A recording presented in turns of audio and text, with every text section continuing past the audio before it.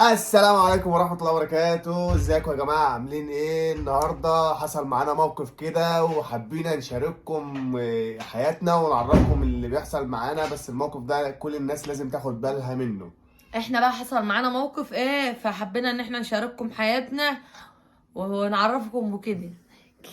وبعدها بتريق عليه. بصوا يا جماعه، هو احنا كنا قاعدين في ما امان تتريق الله. عليها. بتريق عليه. ايوه. اتفو. بصوا يا جماعه، من فتره قيمه شهرين او اكتر اجيب لك كوز. املا لك ازازه. املا لك ازازه. احنا مش هنفضل. احنا مش طيب هنفضل. احنا كنا بنقول ايه؟ من قيمه شهرين كده ولا حاجه، في واحد اتصل بخالتي. شهرين وكام يوم كده على فكرة يعني. واحد اتصل بخالتي وقال لها انت ربحتي معانا فلوس واحنا من البنك وعاوزين ناكد الحساب عشان احولك الفلوس مش عارفه ايه. فطبعا خالتي مديانا الفيزا بتاعتها، احنا اللي بنسحب لها، احنا اللي بنحط لها، احنا اللي بنعمل لها كل حاجه. حاضر. فبعدين فخالته بقى رنت على النبي، يلا ادوني الرقم، ادوني الارقام اللي على الفيزا عشان الراجل هيحول لي فلوس. ما اعرفش ايه. بعدين محمد قال لي يا بنتي ده نصب ومش نصب. كان اول الحوار. هي كانتش مش فاهمة، اقولها ما كانتش فاهمة. كان اول الحوار ما طلع صح، كده. بس كنت ما كنتش فاهمة صح؟ انا ما كنتش فاهم. أم... يا رب ارحمني. صبرني ارحمني. صبرني يا رب. فبعدين محمد يقول لي ده نصب، اقول له يعني هم هيستفادوا وبعدين هم هتديهم الرقم بتاع الفيزا، احنا بنكتبه عادي. بنكتبه مش حوار يعني، طالما مش هياخدوا رقم السر مش عارفه. قال لي يا شفتوا بنتي، قد ايه يا جماعة علا ذكية؟ شفتوا قد ايه علا دماغها شغالة؟ قال لي يا بنتي طالما مش هياخدوا قال لي يا بنتي لا مش الكلام دوت. في فيديوهات كتير نازله ان في نصابين والبنوك عماله تحذر وتقول محدش ياخد بياناتك غير في الفرع ومش عارفه ايه. فبعدين محمد قال لي طب هاتي بقى التليفون. قال لها مليه رقمي وخليه يرن عليا. شوفوا الراجل الباكس الفاجر، رن اداله رقم. مين ده؟ الراجل اللي كان بينصب على خالتي. مين ده؟ محمد ادى لخالتي رقم وخالتي ادته الرقم ورن على محمد. فبعدين بيقول له ايوه لا هو على فكرة بقى حضرتك. توضيحا احقاقا للحق يعني عشان ما تظلميش الراجل الفاجر الباكس. انا اللي خدت الرقم من خالتك وانا اللي رنيت عليه.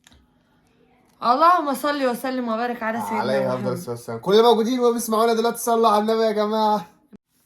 المهم يا جماعه كلموا بعض في التليفون وبعدين الراجل قاعد يقول لي محمد اديني بيانات الفيزا.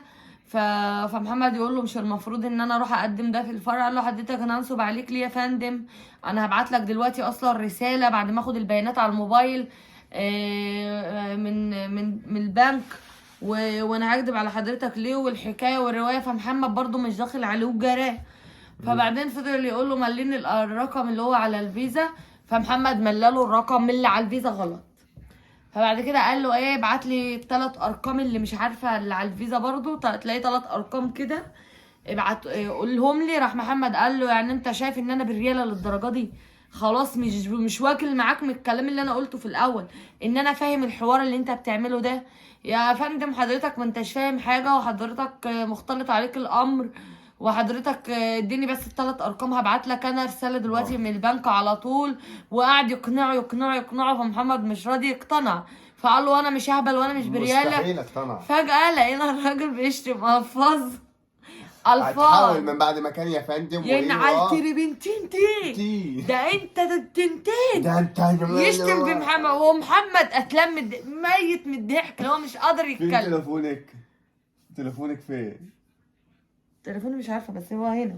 لا شوفيه، ما هو ضروري عشان هنشغل الفيديو. نشغل الفيديو ليه؟ استنوا يا جماعه. ودلوقتي بقى يا جماعه حصل نفس الموقف. مش سمعتوا بطن العجل دي؟ بحب اتفرج قوي على الجزاره، بعشق الجزاره جامد. اللهم صل وسلم وبارك على سيدنا محمد. المهم يا جماعه جات لنا رساله تم تحويل 3000 جنيه من اسمها ايه؟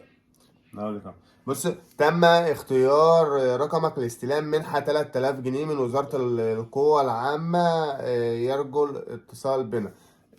وتعالى نسمع الفيديو مع بعض. أنا من القوى العاملة.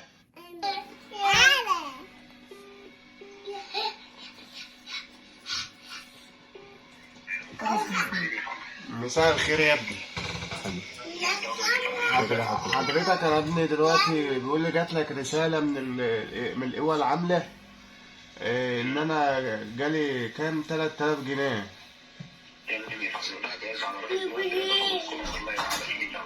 على كده انا بستلم عليها بقى ايوه اللي انا عاملها في بنك اسمه القاهره يا ابني. ده سحب وداع ولا مرتبات؟ لا سحب وداع يا حبيبي. اخر مره استخدمتها وانا كنت في البنك من كام يوم بحط كام 20,000 بتاع كده. يعني متمشكة وشغالة ولا فيها مشكلة؟ لا فيها متمشكة وشغالة وفيها فلوس يعني بحوش فيها يا ابني. الرقم ده ولا رقم تاني؟ نعم؟ رسالة بنك القاهرة بتوصلك على الرقم ده؟ ايوه يا حبيبي بتوصلنا على طيب.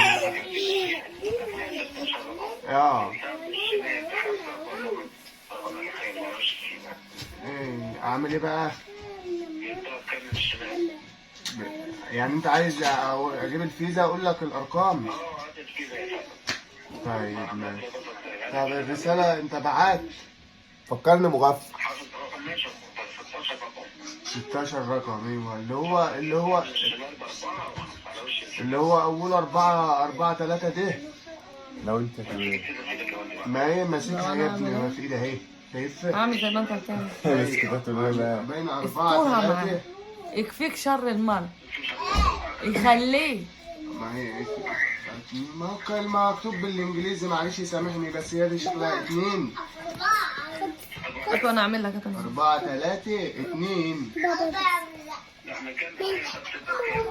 من الجنب التاني من عند الشريحة الصفرا فين الشريحة دي؟ مش اليمة التانية في 5.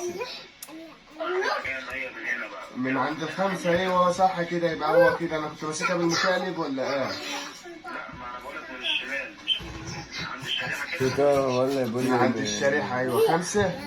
النفذة 8 7 شايفني ما انا ماسكها اهو 3 4 ايوه بقى اللي هي عامله 1 ديت وعامله مفتوحه من اليمتين دي بتبقى كام 4 ولا 7؟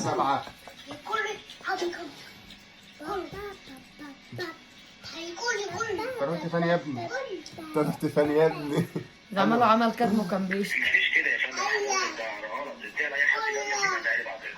طيب ماشي يعني اديها لحد تاني جنبي يملها لك عشان تسرقني. انا بمليك غلط. ما هو اصل انت يعني ما هو انت يعني انت مفكرني ان انا مغفل مثلا وانت عايز تسرقني. يا مدام بعد اذنك. مدام ازاي يعني؟ انا اللي شايفه كده بعد اذنك انت خايفه تملينا غلط الحته وقعت منك دلوقتي حد يقدر ياخد اللي عليها. ما هو انت هتيجي بقى تقول لي ملينا ال3 ارقام يا ابن الخايبه يا ابن الخايبه بطأ. اقفل. ودي يا جماعه وهنا بقى قفل لما حس ان هو اتفقس وان هو محمد شرح له الخطه كلها. قال له ما انا عامل لك الرقم هتقول لي اديني ال3 ارقام. فاحنا عاملين الفيديو ده والله العظيم عشان بس نوعي الناس. بقى القلب بيقول لي يا مدام. بعدين لما محمد قال له انت عايزني ادي الفيزا لواحد جنبي عشان تسرقني يا ابن الخايبه.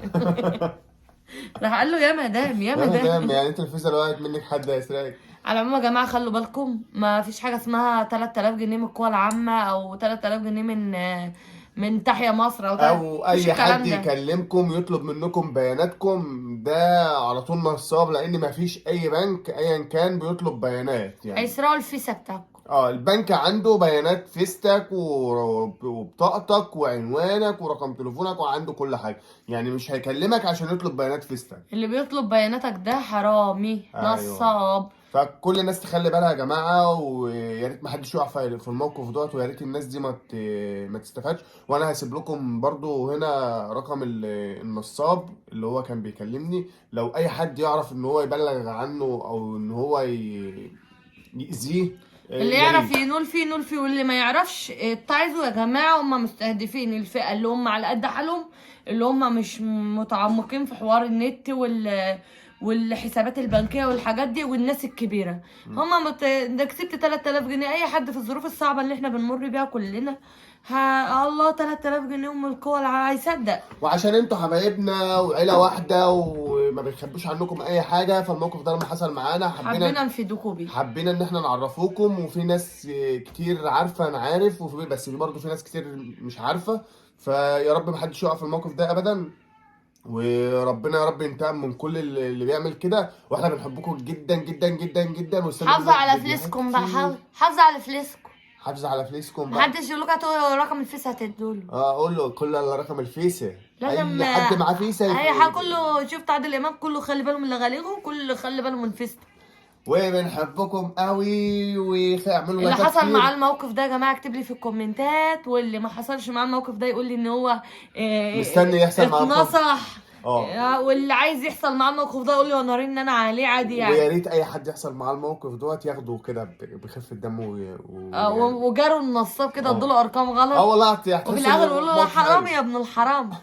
جيت حرام يا ابن، قولوا له يا ابن الخايب. الكلمه دي شكلها وجعته قوي يعني.